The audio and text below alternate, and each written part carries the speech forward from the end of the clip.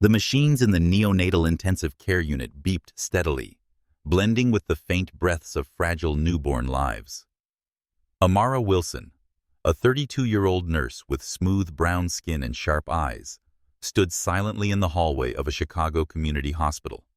Her hands, so used to caring for the most vulnerable patients, now trembled as she clutched a crumpled newspaper someone had left on a waiting room chair. The bold headline slashed like a blade. Tech billionaire James Carter re-emerges after 5 years missing.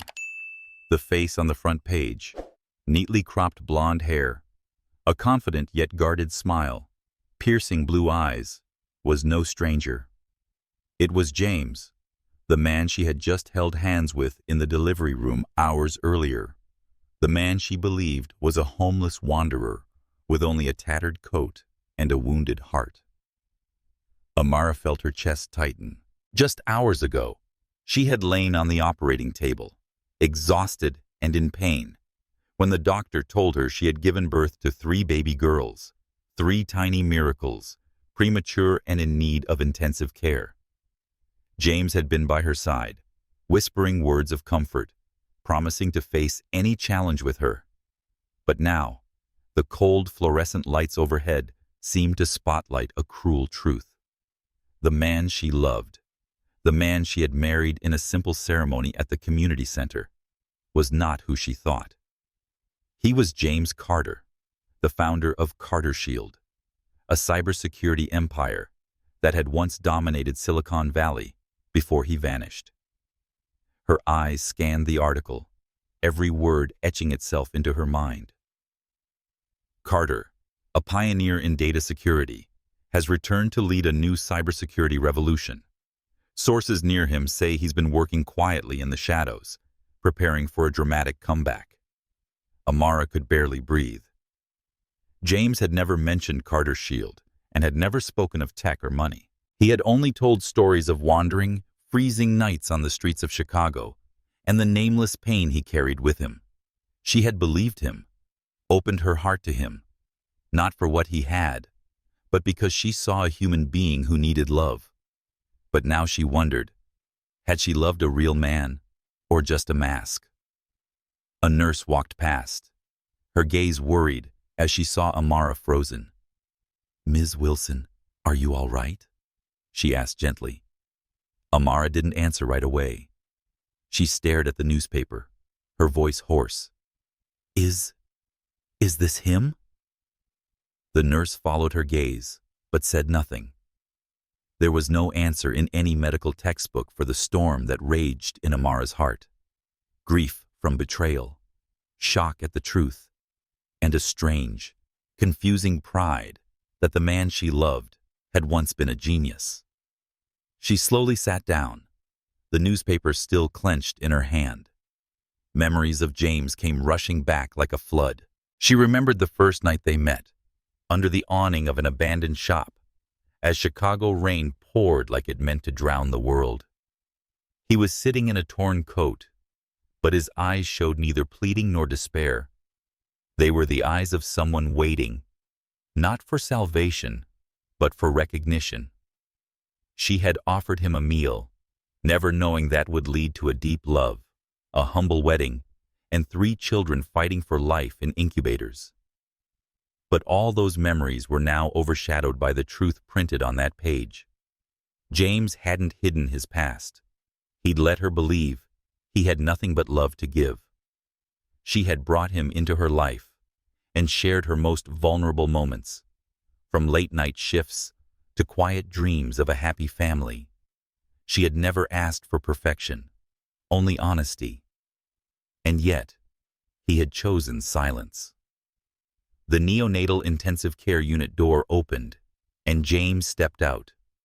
He was tall, with tousled blonde hair and a scruffy beard, which he had grown during his time on the streets. His eyes were tired, but gentle, as if he'd just come through a long battle. He hadn't noticed the newspaper in Amara's hands or seen the fire in her eyes, filled with 1,000 questions. He stepped closer, touching her shoulder, but she stood abruptly, holding up the paper like evidence. "This is you." Her voice trembled, laced with both fury and fragility. James froze. His eyes dropped to the headline. Amara saw panic flicker across his face for a moment, but it quickly settled into something else. Resignation. He had known this moment would come. Just not tonight. The night their children were born. Amara, he began, his voice low and cautious. But she cut him off, her voice sharper now. Don't say anything, just answer. Is this you? She pointed to the photo, to the confident smile of a James Carter she had never known. He looked at her, his deep blue eyes now filled with pain. He nodded slowly. Yes, that's me. Amara felt her head spinning. She wanted to scream, to run, but her legs felt nailed to the hospital floor. She thought of all the moments they had shared, of James fixing computers at the community center, the copper ring he had made to propose, and the promises he'd made when she got pregnant. All of it now hung in question. She had loved a man, but had she truly known him?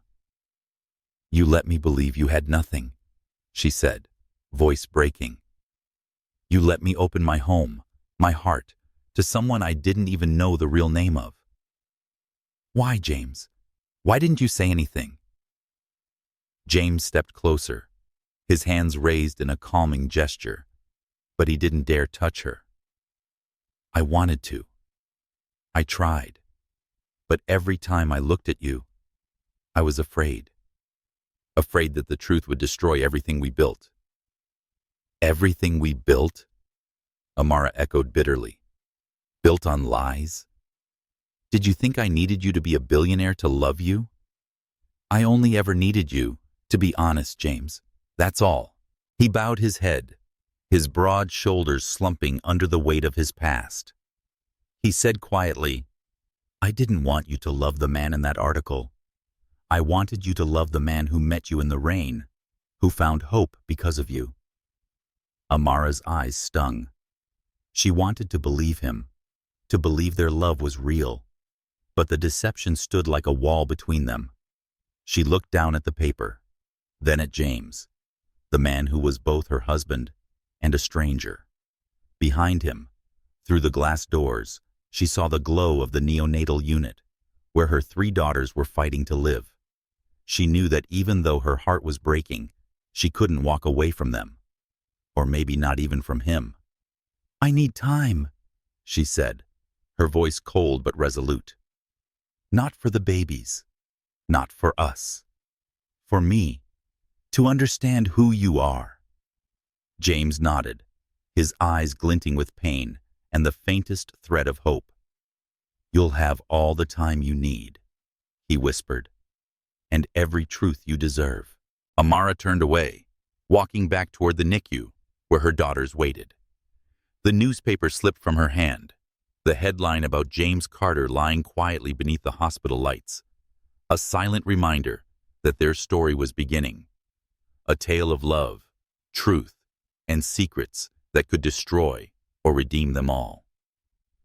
Rain poured over Chicago like a chaotic symphony, drowning the streets in the hazy glow of streetlights. Amara Wilson hurried along the sidewalk, her thin coat clinging to her smooth brown skin. Her night shift at the community hospital had just ended, leaving her exhausted but acutely aware of her surroundings. At 32, Amara was no stranger to nights like this. Skin-cutting cold, street corners littered with forgotten stories. She had grown up in the South Side slums of Chicago, where her mother, a single nurse, had taught her that compassion was the only thing that could light up the darkness. That very lesson had led her to this moment, when her eyes landed on a figure huddled beneath the awning of an abandoned hardware store. He sat there with his head bowed, wet blonde hair matted to his forehead. His torn coat barely covered a tall but gaunt frame. Beside him sat a battered backpack, as if it carried his entire world. Amara didn't stop right away. She had passed dozens like him before, homeless people, souls abandoned by the city. But something about him made her slow her steps. It wasn't despair, but stillness. He wasn't shivering or begging, just sat there, arms wrapped around his knees, as if trying to keep himself from disappearing into the rain. She took a deep breath, adjusted her frayed umbrella, and stepped forward. "Hey," she called, her voice gentle but clear enough to pierce the rain. "Are you okay?" He looked up, and Amara felt her heart pause at that moment. His deep blue eyes didn't hold the usual pleading or emptiness she often saw in those who lived on the streets. They were sharp and wounded, but had a strange resolve, as if he were waiting, not for help, but for someone to acknowledge that he still existed. He didn't answer immediately.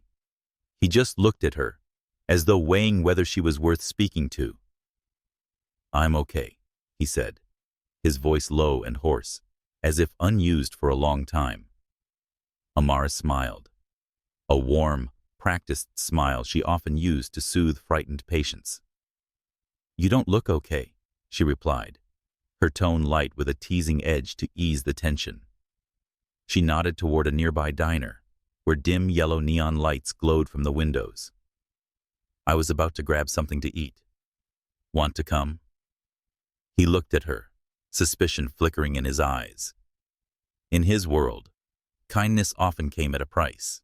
But something in Amara, the sincerity in her voice, the way she stood upright even as the rain soaked her shoulders, made him nod, albeit reluctantly. He stood, picked up his backpack with strange care, as if it were a precious item, and followed her through the rain. They sat in a corner booth inside the diner beneath the steady hum of a vent blowing warm air. Amara ordered a burger and coffee for him, and just a cup of hot tea for herself. The waitress, a middle-aged woman with loosely tied hair, glanced at them, but said nothing. Chicago had seen scenes like this before. A black nurse in scrubs sitting across from a white man who looked like he'd just stepped out of a dark alley. "Thanks," he said when the plate was placed before him. His voice wasn't just grateful. It carried the weight of something pulled from deep within. "I'm Amara," she said, brushing away a few raindrops still clinging to her cheek. She looked at him, waiting. He chewed slowly, as if to delay the moment he'd have to respond. "James," he said, then stopped. No last name, no story, just a name. "Just James?" she asked, her voice gentle but curious. He nodded, his gaze drifting toward the window, where the rain continued to fall. "Just James," he repeated, as if that name was all he had left. Their conversation didn't go far. Amara asked simple questions, if he had a place to sleep or needed a warmer coat, but she didn't pry. She knew the limits of kindness. Pushing someone to open up only made them close off more. James responded briefly, polite, but revealing little. Still, she noticed the small details. The way he stirred his coffee counterclockwise, the slight tremor in his fingers as he held the cup, the way he glanced toward the window every few seconds, as if afraid someone was following him. "Where are you from?" she asked gently, using the same tone she used with nervous patients. He stared down at his coffee, lips pressed tight. "Nowhere worth mentioning," he replied, voice so soft she had to lean in to hear. Amara didn't press. She took a sip of her tea, then said with a faint smile, "I come from places worth forgetting." She spoke briefly of her old neighborhood, where crooked houses and the wail of police sirens were the soundtrack of her childhood. "But my mom always said, it's not where you start, it's where you go." James looked at her, and for the first time, the corner of his mouth lifted slightly. Not quite a smile, but enough to soften the air between them. "Your mom must have been special," he said. Amara replied that she was everything to me, her eyes glowing with a mix of pride and sorrow. Her mother had passed away years ago, But the lessons of compassion lived on in every gesture she made. They left the diner as the rain began to ease, now only a drizzle. James pointed toward a nearby bus shelter, its tilted roof as his sleeping spot. "I usually stay there," he said, almost in a whisper. Amara nodded, then rummaged through her bag and pulled out a thin blanket she always carried, a habit from her days at the community center. "Here," she said, handing it to him. "It's cold tonight." He looked at the blanket, then at her, hesitation flickering in his eyes. "Do you do this a lot? Help strangers?" She replied, "Only those who don't ask," her playful grin lighting up her face. James took the blanket, his fingers brushing hers. "Thank you, Amara," he said, and this time, her name carried a sincerity that made her pause. She turned and walked toward the subway station, but couldn't help looking back. James was still standing under the flickering street lamp, clutching the blanket. She didn't know then that this moment would change them both forever, that a meal, a blanket, and a smile would lead them into love, secrets, and a family neither had ever dared to dream of. But in the darkness of that Chicago night, Amara felt one thing for sure. James was not just a homeless man.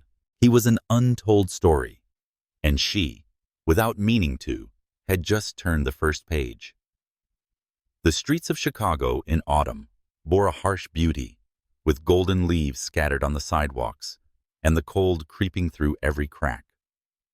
Amara Wilson stepped out of the community hospital, her thin coat clinging to her smooth brown skin. A 12-hour shift had left her eyes tired, but a smile still spread when she saw James Carter waiting at the curb with 2 steaming cups of coffee. He stood tall, his blonde hair tousled under the streetlight, a light beard softening the sharp edges of his face.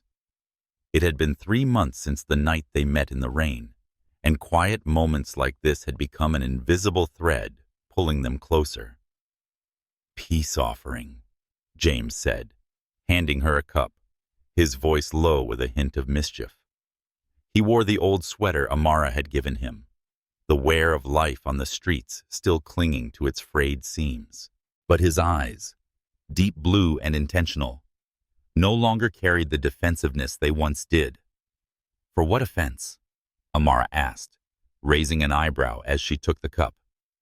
The warmth spread through her hands, pushing back the chill of morning. He replied, a faint smirk on his lips for being too silent. "You were right.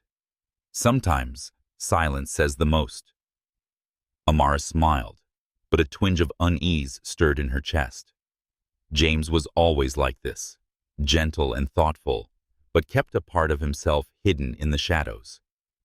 She knew little about him, only that he'd wandered through Chicago, doing odd jobs, carrying a sorrow he never named. Yet the sincerity in his small actions, fixing computers at the community center, helping her clean up after charity drives, or simply listening to her vent about difficult shifts, had opened her heart. They began spending more time together, not on grand dates, but in quiet corners of the city. They sat on park benches, sharing sandwiches from the bakery near the hospital, or worked side by side repairing old computers at the community center where Amara often volunteered. James had an uncanny knack for technology. He could revive broken machines with just a few adjustments. "Why are you doing odd jobs when you're this good?" she once asked, half joking. He just smiled and changed the subject, though a flicker of pain crossed his eyes. Amara, raised in the South Side slums of Chicago, understood the value of simplicity. Her single nurse mother taught her that love wasn't found in grand promises, but in inconsistent presence. She had dated ambitious men before, but they often made her feel small, like she had to shrink to fit their world. James was different. He didn't ask her to change or demand she become someone else. He was just there, quiet, steady, enough to fill the silent spaces in her heart. One afternoon, as they sat in Amara's small apartment, a cramped loft above a bakery with creaky floors and always foggy windows, she studied him. James was fixing an old radio, his fingers deftly moving between tangled wires. "You've thought about going back, haven't you?" she asked. "Back to wherever you once belonged?" He paused, his eyes drifting to the window, where the sunset bathed the rooftops in gold. "There are places that no longer have room for you," he said quietly. "But here, with you, I feel like I can start again." His words made Amara's heart race. She wasn't sure what he meant, but she felt the truth in them. She stood, walked over, and gently touched his shoulder. "Then start," she said to me. That moment marked a turning point. They began sharing more, though James still guarded his past. Amara told him about her mother, about nights sewing under dim lights, about the belief that kindness was the only thing that never ran dry. James listened, sometimes nodding, sometimes asking questions that caught her off guard. "Do you ever fear your kindness will be used against you?" he once asked, eyes peering into hers as he could see straight through her. "Yes," she admitted, "but I'd rather be hurt for trusting than live in fear of everyone." He looked at her so long her cheeks flushed. "You're the bravest person I've ever met," he said. And for the first time, she saw a flicker of hope in his eyes, hope that he could trust someone, even just a little. Their relationship was not rushed, but it was deep. They walked together through Chicago's streets, talking about everything, from patience that made Amara laugh during her shifts to old songs James liked. She noticed he had a sharp mind but masked it behind a humble appearance. Once, when she complained about the sluggish computers at the center, he wrote a small script that sped them up, then pretended it was just a little trick. Amara didn't press further, but knew he was hiding something bigger. The peak of their love came one rainy evening as they stood beneath the community center awning after a long day distributing food to people experiencing homelessness. James reached into his coat pocket and pulled out a ring, not gold or silver, but a delicate coil of polished copper that glowed under the lights. "It's not worth anything," he said, his voice shaking slightly. "But it's mine, and if you want it, I want it to be yours." Amara felt her throat tighten. She looked into his eyes and saw both fear and hope. She didn't need an expensive ring or elaborate promises. She needed him, the man who made her feel seen and valued. "I want it," she whispered, and as he slipped the ring onto her finger, it felt like the world stood still. Their wedding took place at the community center, where they shared their first moments. There was no lavish gown or grand party, just hastily strung paper lanterns, folding chairs borrowed from a church, and a group of friends from the hospital and the center. Amara's best friend, Lena Brooks, officiated the ceremony, but not before warning James, "Don't ever disappear without a note." Amara wore a second-hand white dress, and James wore his only clean shirt. When they exchanged vows, applause filled the room, and a balloon burst unexpectedly, sending everyone into laughter. That night, they returned to the loft, hand in hand, carrying 2 bags of leftover food and a bouquet of wildflowers tied with string. The tiny apartment, with its squeaky bed and chipped coffee table, had never felt warmer. But as Amara looked at James standing by the window, she saw his gaze drift into the distance as if searching for something in the dark. She knew he loved her, but she could also sense a space between them she hadn't yet reached. A secret he wasn't ready to tell. She stepped closer and wrapped her arms around him from behind. "We're going to be okay, right?" she asked softly.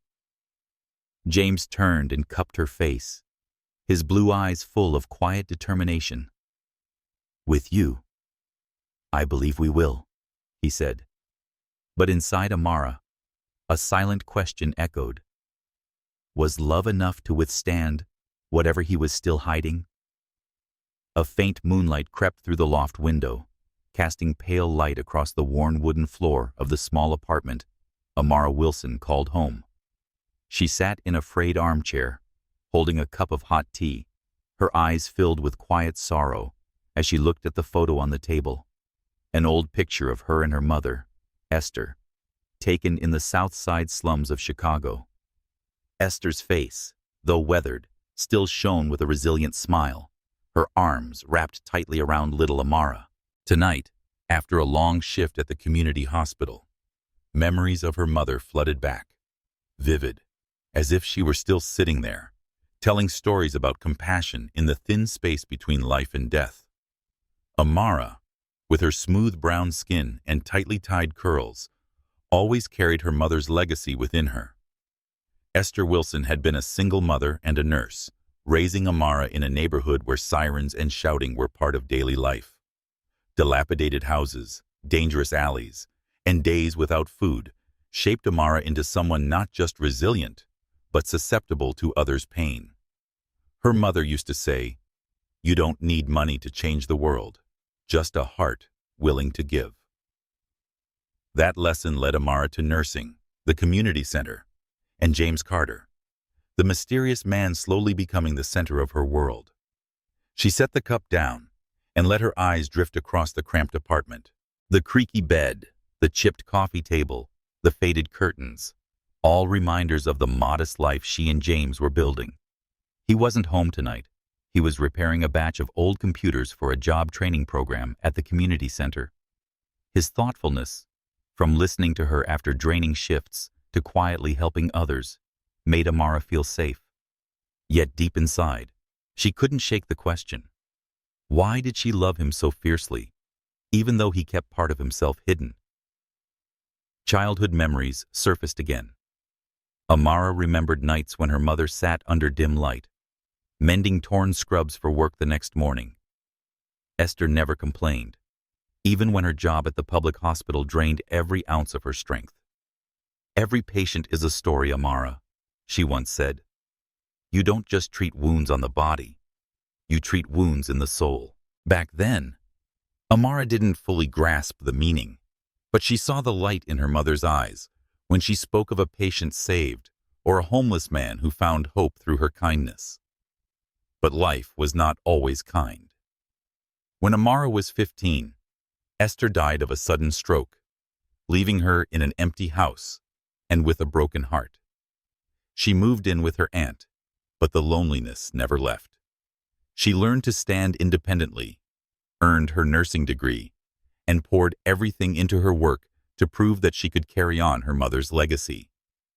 She worked at the community hospital, where most patients were impoverished, and volunteered at the community center, helping distribute food and teaching skills to people experiencing homelessness. That was how she dealt with pain, by turning it into purpose. Meeting James was a turning point. That night, in the rain of Chicago, she saw in him a familiar sorrow, the kind carried by those who had lost everything. She didn't help him out of pity, but because she recognized he wasn't just another homeless man. Though wounded, he had a sharp intelligence, a quiet strength, and a heart that still longed to be loved. Amara had loved before, but those men, with their ambition and ego, made her feel small, like she had to shrink to fit into their world. James was different. He didn't ask her to change or fit a mold. He was simply there, silent, steady, and enough to make her believe in the family she had longed for since her mother passed away. But that love wasn't without risk. Amara's best friend and social worker, Leila Brooks, once warned her about James. "You don't know anything about him, Amara," Leila had said one afternoon in the hospital cafeteria. "He's kind, but kindness doesn't mean honesty." Amara didn't argue, but in her heart, she believed James wasn't pretending. He might be hiding his past, but how he cared for her was real. How he fixed computers for kids at the center, waited for her after shifts with a cup of coffee, and held her hand as they walked down icy streets. That night, when James returned, smelling faintly of machine oil and wearing a tired smile, Amara felt her heart warm. He sat beside her, eyes drifting to the photo of her mother. "You look like her," he said quietly. Not just the smile, but how you make people feel like they matter. Amara looked at him, her eyes uncertain. Do you think I matter, James? She asked softly. Or am I just someone helping you forget whatever you're running from? James paused, pain flickering in his deep blue eyes. He said, You're the reason I want to stop running, gently touching her hand. But I can't promise to give you everything. I can only promise to provide you with everything I have. His words comforted and unsettled her at once. She wanted to believe him and build a future with him, but she couldn't shake the feeling that he was still hiding something that could change everything. She thought of her mother. She always believed in people, even when they hurt her. Mom would have liked you, Amara thought, but she also would have told her to be careful. She stood, walked to the window, and looked down at the flickering streetlights of Chicago.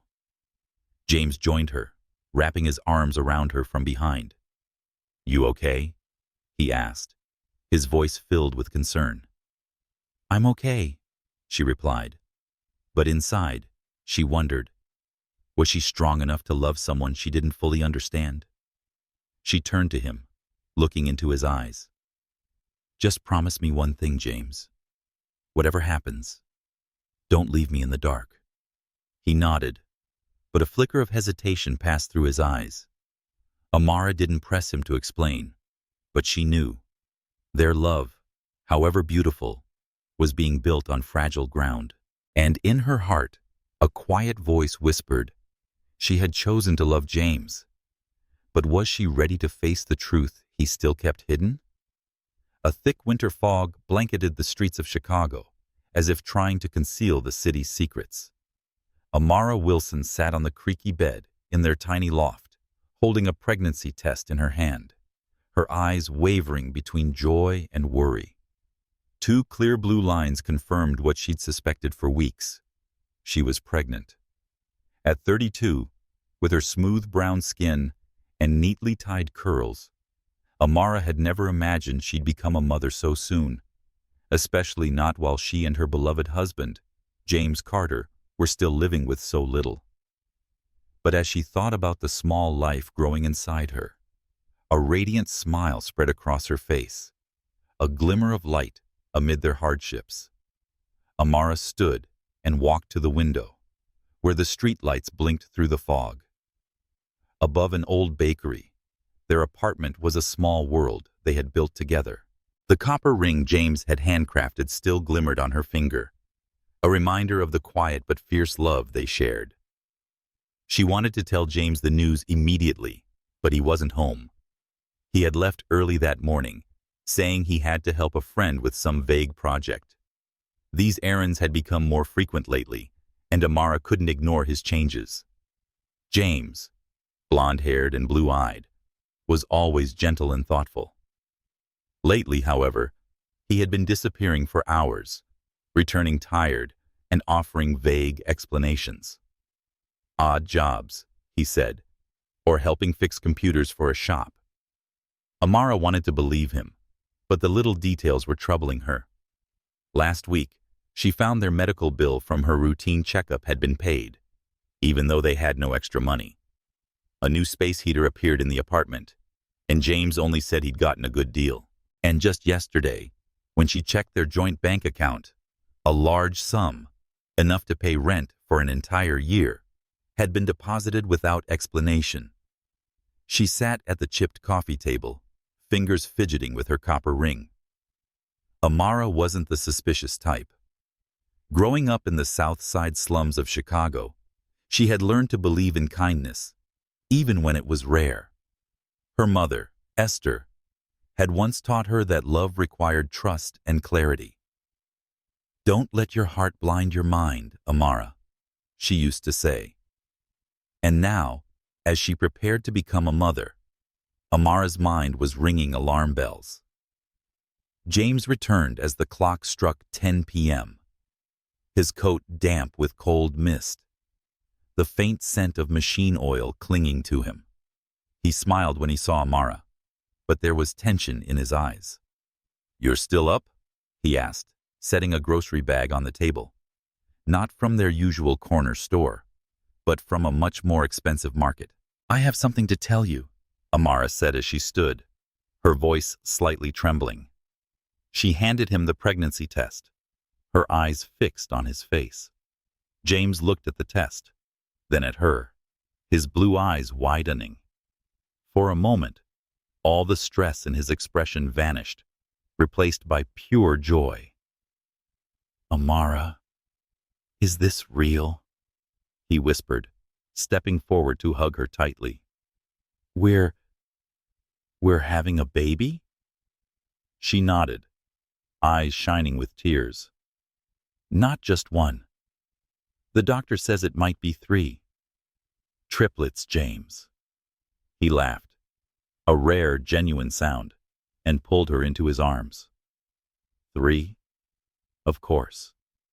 We've never done anything halfway. He kissed her forehead, and for that moment, Amara felt her doubts dissolve. But as they sat down, hands entwined, she realized he still hadn't explained the errands, the money, the secrets he carried. "James," she began, her voice soft but firm, "I know you've been doing something out there. Where's the money coming from?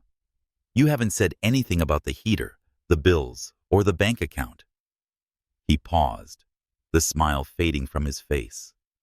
"Just some freelance work," he said, his tone even, too even, like it had been rehearsed. "An old contact needed help with a computer system. It pays better than I expected." "What kind of freelance job pays thousands without paperwork?" Amara asked, her gaze sharp. "I don't need you to be rich, James. I need you to be honest." James looked down, fingers turning a now-cold coffee cup on the table. "I'm trying, Amara. I want us to be okay. Especially now, with the babies." He looked up, eyes filled with determination. "Believe me, everything I'm doing is for this family." She wanted to believe him, but the words of Lena Brooks, her best friend, echoed in her mind. Kind doesn't mean honest. Lena had seen James at the community center, repairing computers with a speed and precision that went far beyond any odd job worker. "Doesn't it seem strange?" Lena had once asked. "He acts like someone running from something." Amara tried to shake the thought, but it clung to her. She thought of her mother, who always believed in people, but also taught her to guard her heart. Carrying triplets was a miracle, but it also came with pressure. They'd need money for healthcare and housing, a future Amara hadn't yet prepared for. She didn't want her children to grow up in scarcity like she had, but she also didn't want to build a family on secrets. "I don't want to doubt you," she said, voice low. "But I need the truth, James. Not later. Now." He nodded, but his eyes shifted away. "I'll tell you, Amara, when the time is right." He took her hand, his fingers warm but trembling slightly. "I promise, you won't be alone." She nodded too, but inside, a hollow space was growing. Looking out the window, where the fog draped itself over Chicago like a curtain, she wondered if their love was strong enough to survive whatever James was hiding. The joy of becoming a mother was a light guiding her, but the doubts about the man she loved were shadows quietly creeping in. Amara knew that to protect her family, she would have to find the truth, no matter how painful it might be. The flickering fluorescent light in the recovery room of the Chicago Community Hospital mirrored Amara Wilson's inner state. She lay in bed, her body drained after an emergency C-section to deliver triplets, but her heart was even heavier. Her 3 daughters, tiny, fragile lives, were fighting for survival in the neonatal intensive care unit, surrounded by blinking machines and a soft blue glow. Amara's smooth brown skin, now pale with exhaustion, clutched a wrinkled newspaper in her hand. The headline, "Tech billionaire James Carter reemerges after 5 years missing," cut through her trust like a blade. The man in the article, with neatly groomed blonde hair and a confident smile, was James, her husband.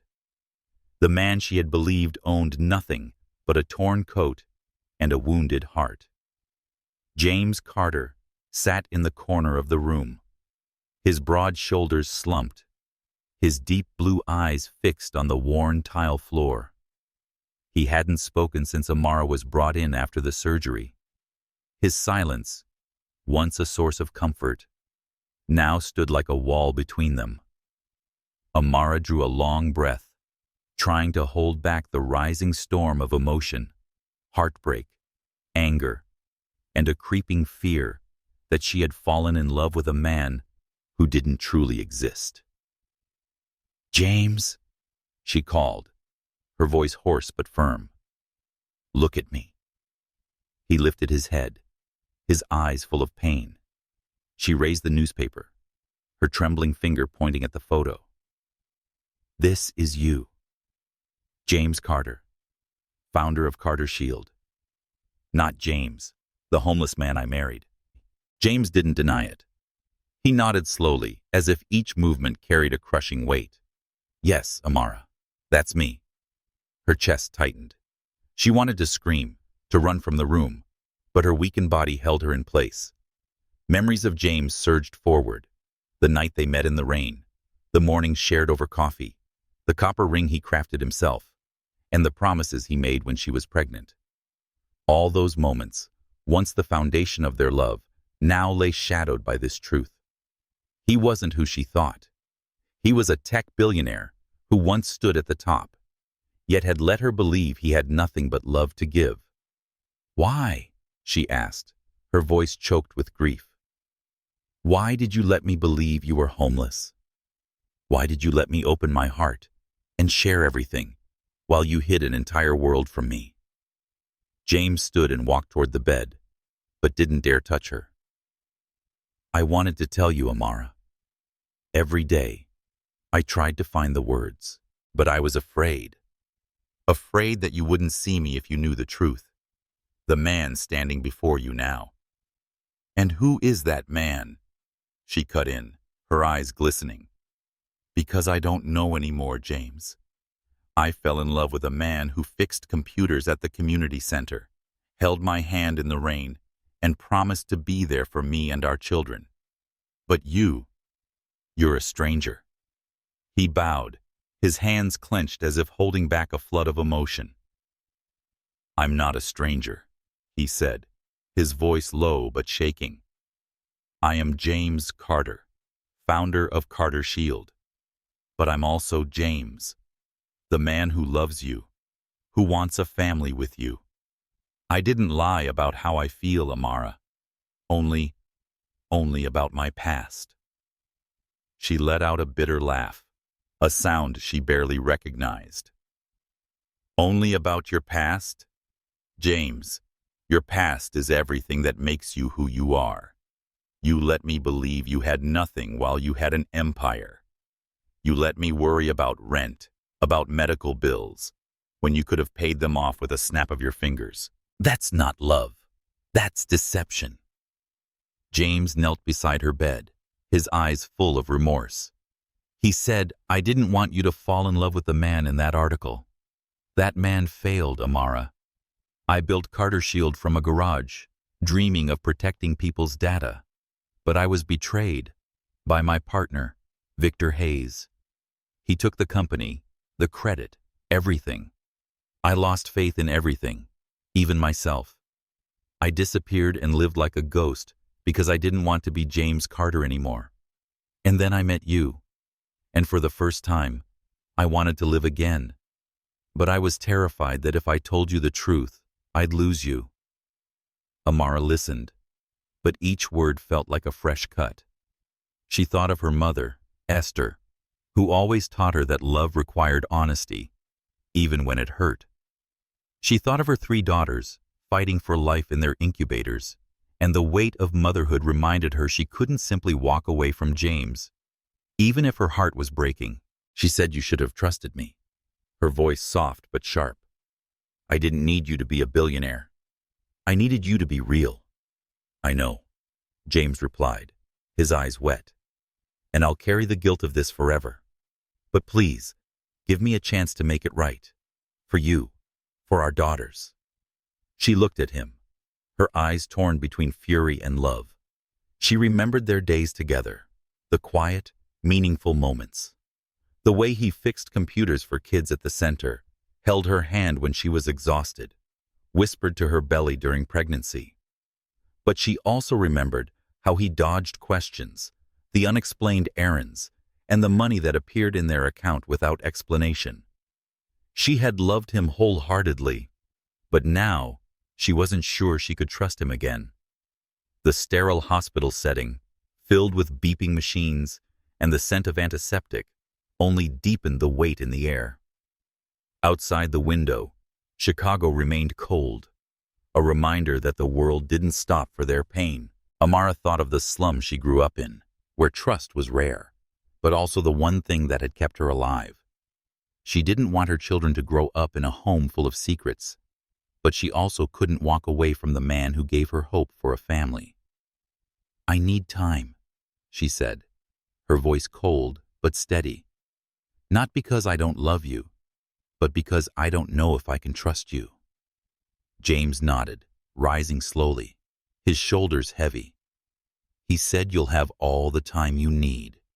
Voice hoarse. And I'll give you the truth, not in pieces, but the whole. She turned away, gazing out the window where streetlights blinked through the mist. The newspaper slipped from her hand, falling to the floor, its headline about James Carter lying silently under the flickering hospital light. Amara knew that even though her heart was shattered, she couldn't abandon her children, and maybe not even James.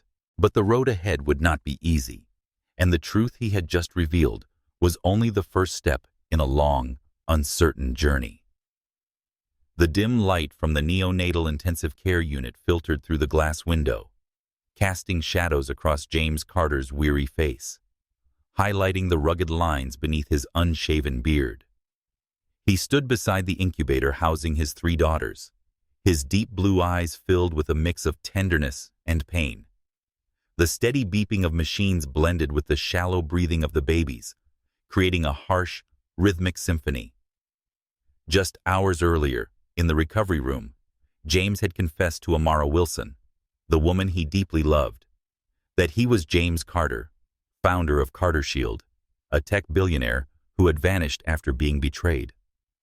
While freeing him from the weight of secrecy, the truth had fractured something in Amara.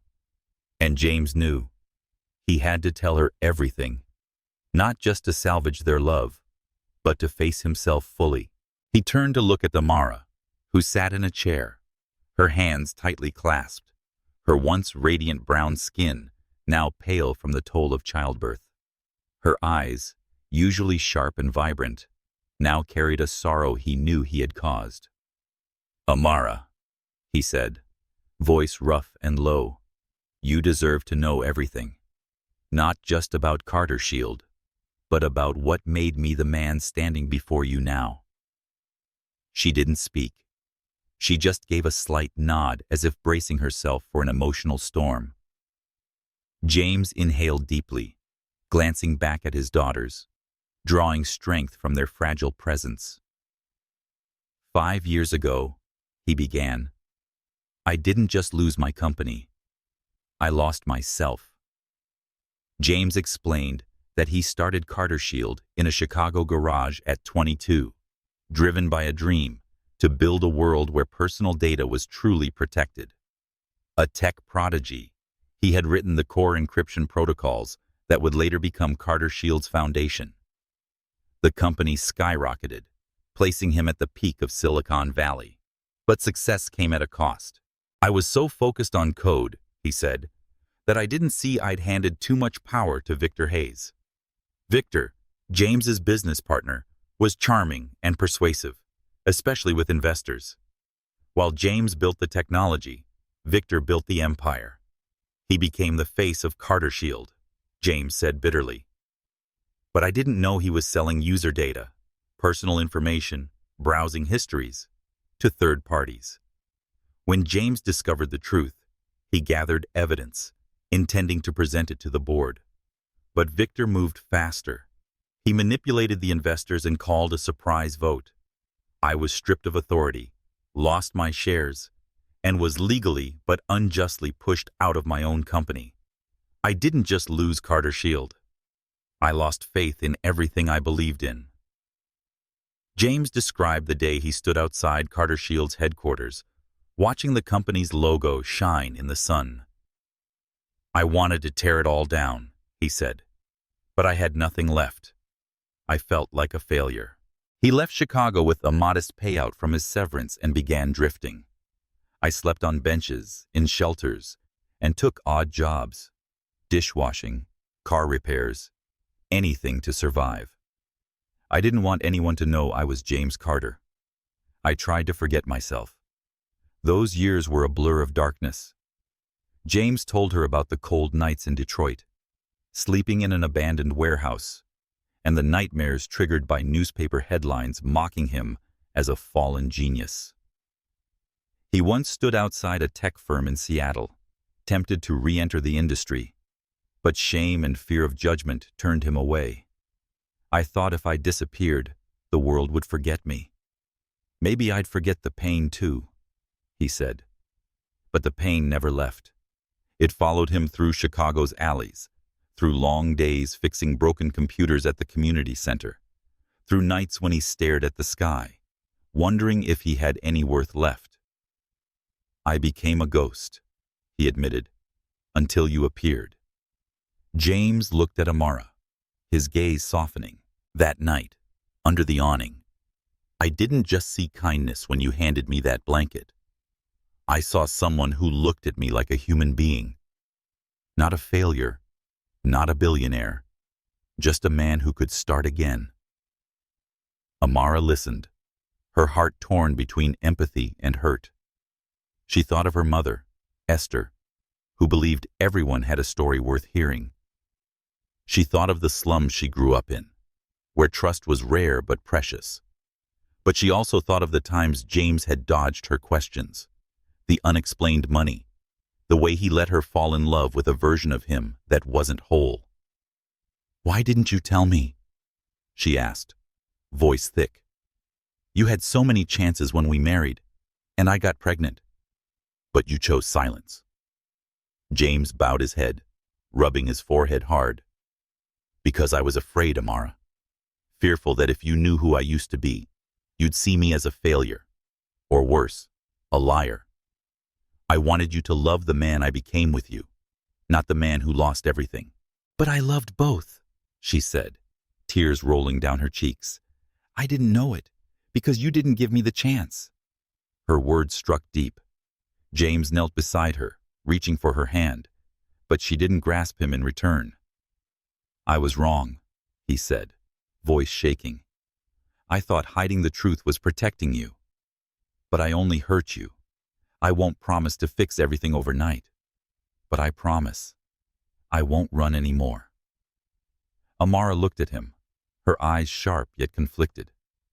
She thought of their 3 daughters, her responsibility as a mother, and the love she still felt, clouded now by betrayal. The hospital around them, filled with sterile light and the scent of antiseptic, was a constant reminder that life doesn't pause for pain. Outside, Chicago remained cold and unforgiving, a mirror of the world they now had to face together. A world where truth is a double-edged sword. "I don't know if I can forgive you yet," she said, her voice cold but sincere. "But for the girls, I'll give you a chance. Not to go back to how things were, but to prove you're the man I thought you were." James nodded, his eyes glistening. "I'll do everything, Amara, for you and us." She turned away, her gaze falling on the NICU window, where their daughters slept. James's truth was a wound, but it was also a door. She didn't know if they could make it through, but she knew she wouldn't give up. Not for him, but for the family they had fought so hard to bring into the world. The atmosphere in Amara Wilson and James Carter's tiny loft was as heavy as the storm rolling into Chicago. The light from an old desk lamp cast a yellow glow over a pile of scattered papers on their chipped coffee table, printed emails, old contracts, and scribbled notes. Amara, her smooth brown skin now pale with worry, sat across from James, her gaze shifting between the documents and his weathered face.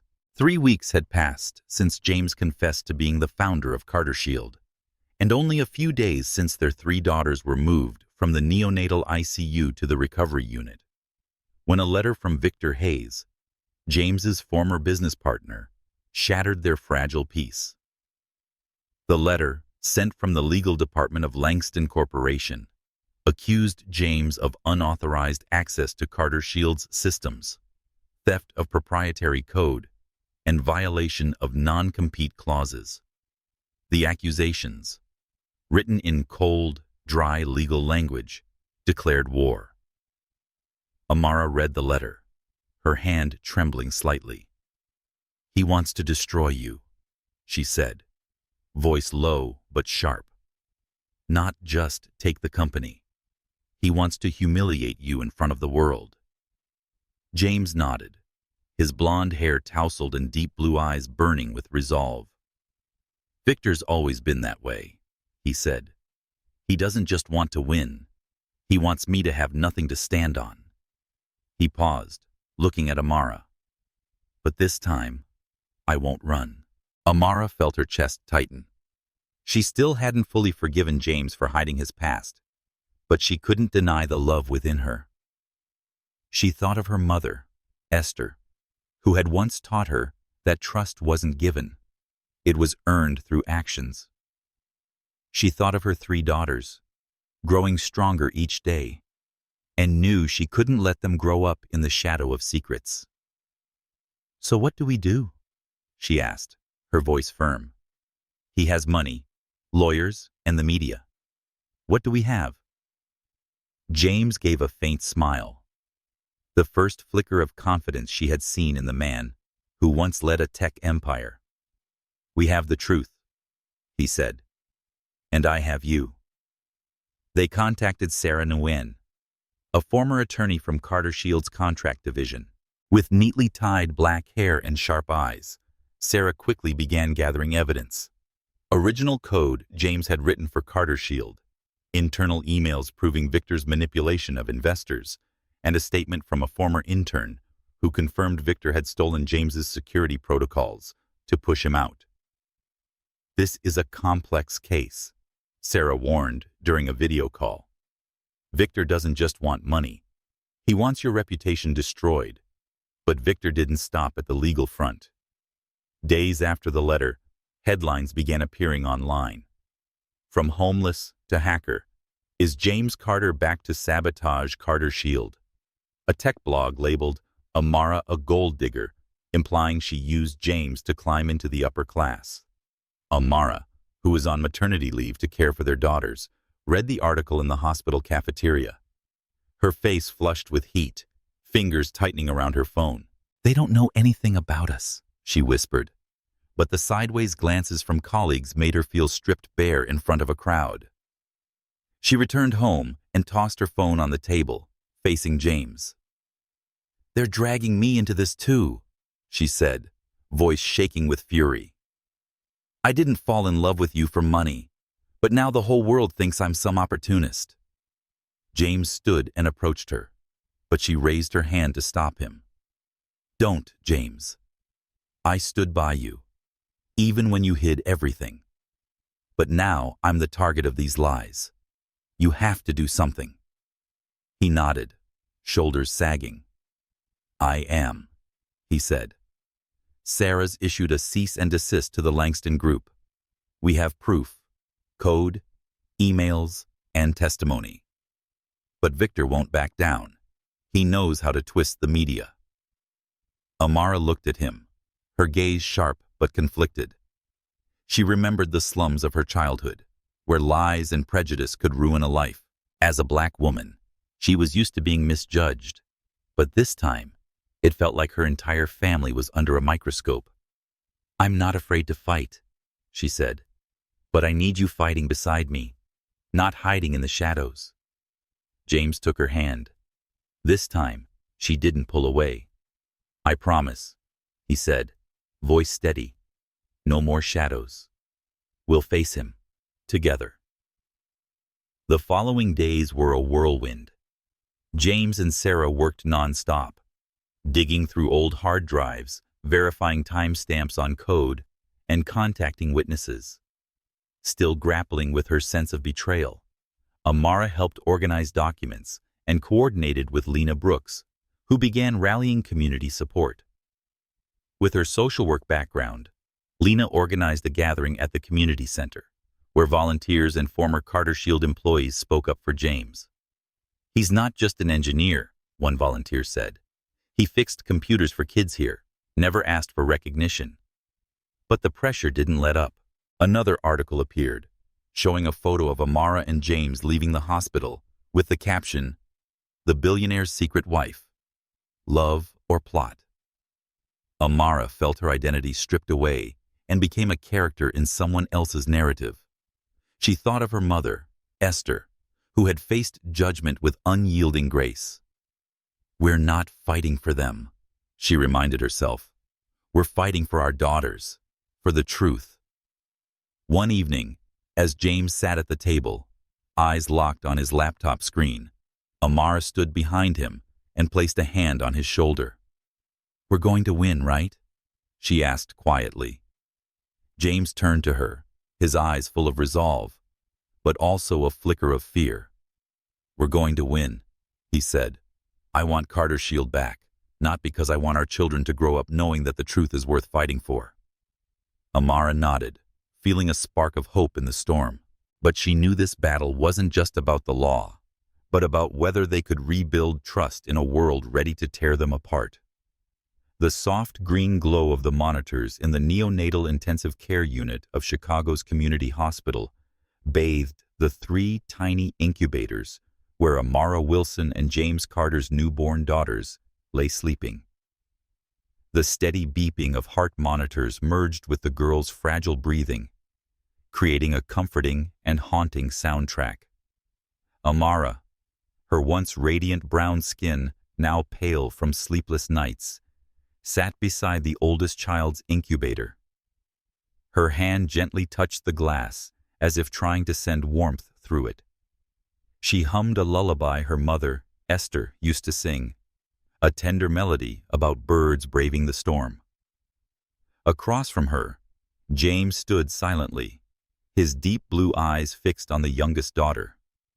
In his hand was a worn children's book, as though he were about to read to a child far too young to understand. It had been 4 weeks since James confessed he was James Carter, the founder of Carter Shield, and 2 weeks since Victor Hayes, his former partner, filed a lawsuit to destroy his reputation. Amara still felt a fracture within her, James's deception like a shadow that refused to fade, even as their love still smoldered. But here, beside their daughters, she found a thin line between pain and hope. The babies, tiny and vulnerable, were the reason she hadn't given up.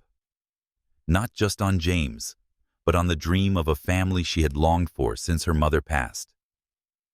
You sing beautifully, James said, his low voice breaking the silence. He sat beside her, still clutching the book. I tried reading to them, but my voice doesn't suit fairy tales. Amara gave a faint smile, her eyes still on the incubator. They don't need a perfect voice, James. They need to know their parents are here. She paused, then looked at him, her gaze sharp but soft.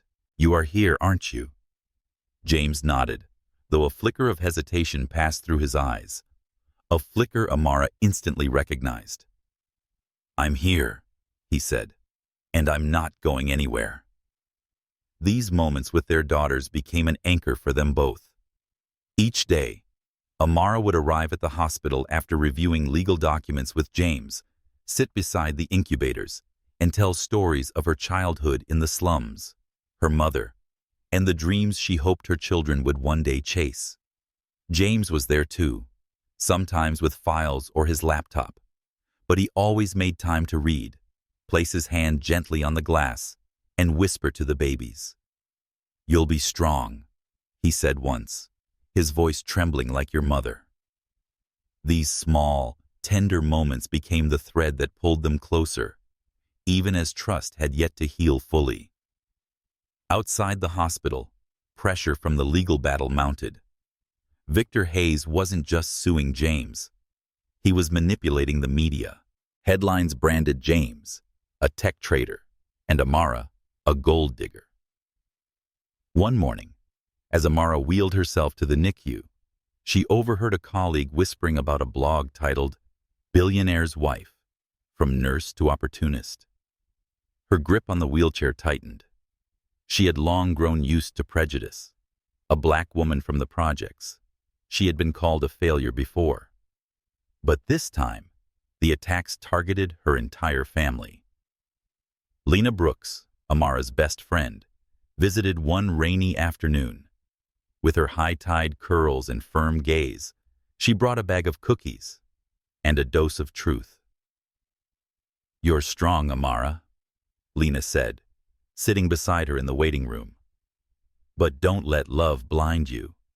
James has to earn his place, not just ask for it." Amara nodded, fingers playing with the copper ring on her hand. "I know," she said. "But I can't abandon him, Lena. Not because I'm weak, but because I see he's trying. And for the girls, I have to try too. I want to give them a real family." Lena placed a hand on her shoulder. "Then, draw your lines. Love him, but don't let him hide things from you again." Lena's words echoed in Amara's mind as she returned to the NICU. She watched James reading a bunny story to their middle daughter, his voice awkward but sincere. She thought of her mother, Esther, who had once said love wasn't a blind sacrifice, but walking side by side in truth. Amara knew she couldn't forgive James yet, but couldn't deny that he was fighting, not just against Victor, but also to become the father her daughters needed. Their community began to rally around them too. At the neighborhood center, where both had once volunteered, staff and residents held a meeting supporting James. One volunteer said he fixed our computers, taught our kids to code, and never asked for credit. Whoever says he's a fraud doesn't know him. Small but mighty words became sparks of warmth amid the media storm. One evening, as Amara and James sat beside the incubators, she reached for his hand, the first time since his confession. She said softly, "I don't know if we can ever return to what we were, but I see you here, with the girls, with me, and that means something." James looked at her, hope flickering in his eyes. "I'm not asking you to forgive me right now," he said, "but I will do everything I can to deserve you. And them." She nodded, feeling a sliver of light cut through the dark. The hospital, with its cold lights and persistent beeps, had become a battlefield, where their daughters fought to live, and where she and James fought to reclaim their family. With its harsh winds and more complex judgments, the streets of Chicago. The streets of Chicago reminded them daily that their battle wasn't just with Victor, but with a world eager to tear them apart. But here, beside her children, Amara found strength, not just to forgive, but to build a future worth fighting for. A soft drizzle fell over the streets of Chicago, casting a haze over flickering streetlights. Amara Wilson sat at the chipped coffee table inside their cramped loft, scrolling through her phone. Her eyes froze on a viral social media post. From homeless to billionaire, James Carter and his mysterious wife. With thousands of shares, the article details James's dramatic return, thrusting Amara into the center of controversy. Some called her inspiring, but many others, hiding behind anonymous accounts, branded her a gold digger or an opportunist. Amara, her radiant brown skin now dulled with fatigue, felt as if the media storm had torn apart her identity. Their story, once a simple love blossoming through shared pain, had escaped the confines of their apartment, spreading across Chicago and beyond. Tech forums buzzed with posts about James Carter, the once revered genius behind Carter's Shield, who vanished after betrayal. Some praised his comeback as a legendary return. However, others, suspected to be manipulated by Victor Hayes, James's former partner, circulated rumors that he had returned only to sabotage the company. Caught in the crossfire, Amara became collateral damage. A black nurse, a mother of premature triplets, now reduced to a tabloid footnote. She shut off her phone and placed it face down on the table, her hands trembling slightly. Her mind drifted to her mother, Esther, a woman who had stared down prejudice in the South Side of Chicago and never let it define her. "Don't let anyone's words strip you of your worth," Esther used to say. But now, as the world seemed eager to judge her, Amara felt lonelier than ever. She looked out the window, the city lights blurred by rain, and wondered if love alone could withstand this storm. James entered, carrying a stack of legal documents, his coat soaked through. He had just returned from a meeting with Sarah Nguyen, their attorney, who was building their case against Victor. He saw the sadness on Amara's face. "You saw the article, didn't you?" he asked softly. She nodded without meeting his eyes. "They think I love you for your money, James. They think I'm part of some plan. I've spent my whole life caring for people, and now I'm just a cheap headline." James knelt beside her, gently touching her hand. "They're wrong, Amara. You're the reason I want to fight. Not for reputation, but for our family." But his eyes betrayed helplessness, as if he knew words alone couldn't ease the sting. Amara stood and made her way to the hospital, where their daughters were growing stronger each day. In the NICU, she sat beside the incubators and sang the lullaby her mother once sang, a melody about birds who braved the storm. James joined her later, carrying a worn children's book, reading awkwardly but tenderly to the babies. These small rituals became a firelight in their shared darkness. Amara whispered that they're the reason I won't give up, her fingers against the incubator glass. James nodded, his eyes alight with purpose. "And they're the reason I won't let Victor win." Support from the community began to emerge as an unexpected lifeline. Lena Brooks, Amara's best friend, organized a gathering at the community center where dozens, from volunteers to former neighbors, spoke in support of James and Amara. "They don't know him," said a single mother. "James fixed our computers and taught my son how to code. He never asked for praise." A former Carter Shield employee, now working at the center, recounted how James once wrote emergency code that saved the company from a cyber attack. Small but sincere testimonies painted a picture of a man trying to rebuild from ashes. Inspired by her community, Amara began holding talks at the hospital, sharing her motherhood journey with other expectant women. She spoke of sleepless nights, the crushing weight of judgment, and how her mother taught her that strength wasn't about avoiding pain, but walking through it. "We don't need to be perfect," she said during one session, her voice firm.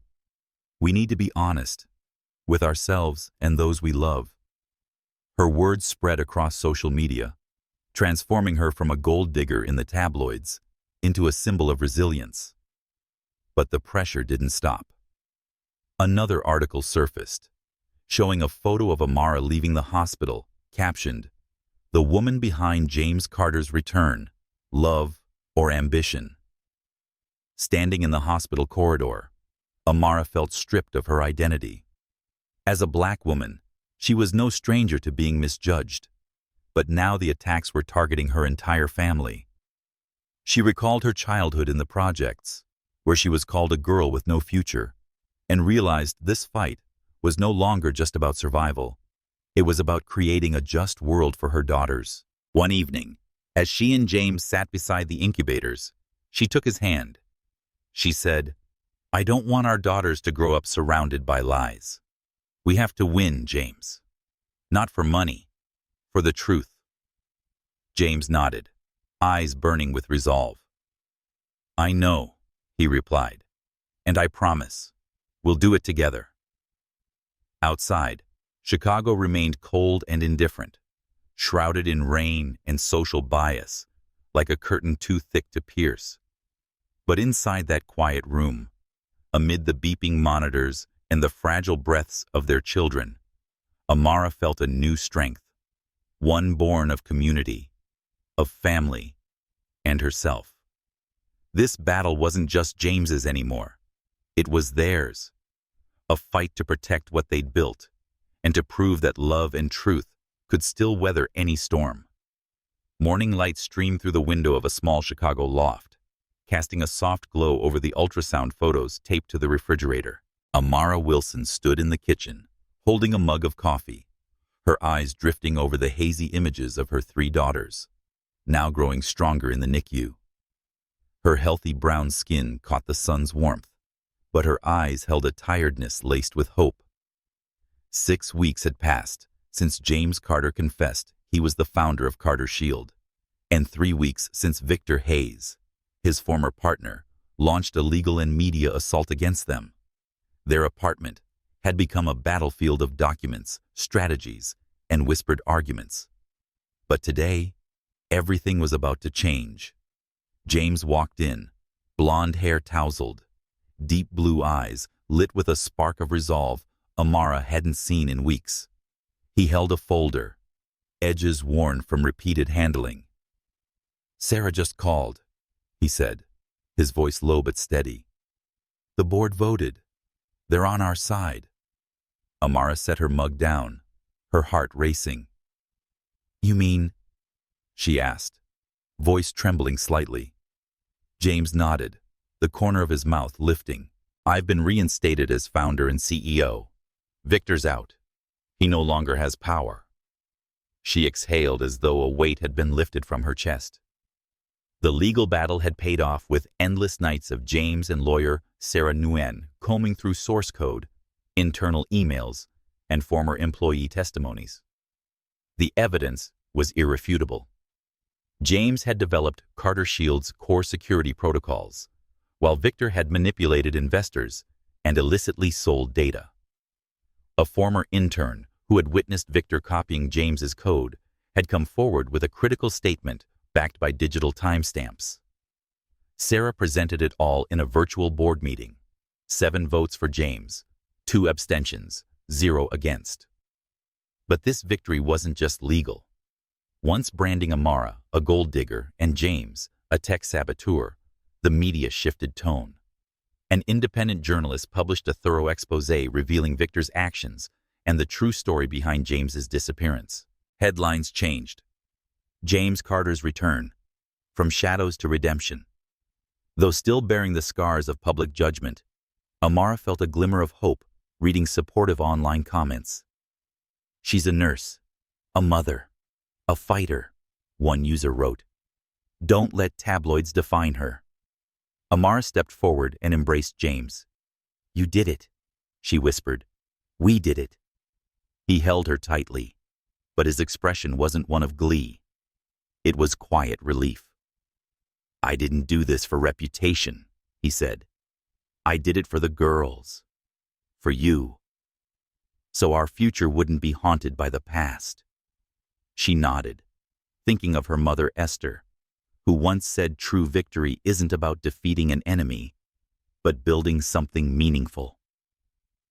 As a Black woman raised in the projects, Amara understood the value of resilience in the face of prejudice. She had endured judgment all her life, but this time she fought not just for herself, but for her 3 daughters to give them a fairer world. James didn't stop with the legal win. At a press conference held at the community center, where he and Amara had once volunteered and wed, he announced a complete restructuring of Carter Shield. Standing before a small crowd of reporters, volunteers, and friends. Dressed in a simple shirt with no tie or blazer, his voice rang clear. Carter Shield will no longer be a fortress for the elite. We'll provide affordable security solutions to small businesses, support nonprofits, and invest in tech education for underserved communities. Amara stood beside him, her hands clasped tight, pride mingled with echoes of past hurt. She remembered the days when tabloids called her an opportunist. But now, she saw James not just reclaiming his name, but building a legacy, one their daughters could be proud of. She began speaking at hospital sessions, sharing her journey through motherhood and prejudice. "Truth is never easy," she said in one talk, her voice steady. "But it's the only thing that keeps us standing." The Chicago community, from the hospital to the community center, rallied behind them. Lena Brooks, Amara's best friend, organized a fundraiser for premature infants, and James and Amara were keynote speakers. "They're not just a couple," Lena told the crowd. "They're proof that love and truth can weather anything." Those words, simple yet powerful, warmed Amara amid the storm.